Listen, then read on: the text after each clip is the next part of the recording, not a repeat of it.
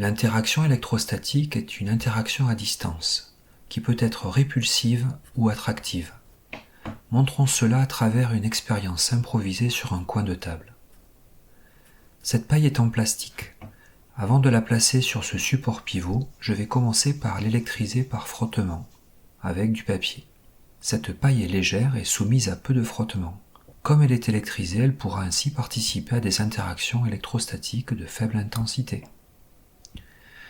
Pour le montrer, je charge maintenant une deuxième paille en plastique en la frottant sur du papier. Vous avez observé qu'il n'y a pas eu besoin de contact entre les deux corps. C'est donc une interaction à distance. Et en plus de cela, on voit clairement que les deux objets s'écartent l'un de l'autre. C'est donc une interaction répulsive. Au lieu d'utiliser du plastique, je vais maintenant utiliser du verre, présent sur cette montre, que je vais frotter avec de la laine. Voyons ce qui se passe. Nous avons clairement une interaction attractive puisque les deux objets se rapprochent. Petit bilan. J'ai mis en évidence qu'une interaction à distance a lieu entre deux matériaux frottés. C'est une interaction électrostatique. Mais suivant les matériaux, cette interaction peut être répulsive ou attractive. Comment la décrire schématiquement ?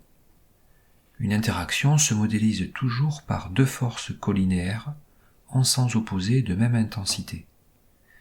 Pour l'interaction répulsive, chaque vecteur commence sur le récepteur et se dirige à l'opposé de l'auteur de la force. Pour l'interaction attractive, maintenant, chaque vecteur commence sur le récepteur et se dirige vers l'auteur de la force. Ces deux interactions sont différentes du fait des matériaux qui ont été frottés entre eux. Pour pouvoir mieux interpréter ce phénomène, il ne nous resterait plus qu'à connaître le signe des charges électriques obtenues lorsqu'on frotte une paille en plastique avec du papier ou lorsqu'on frotte du verre avec de la laine.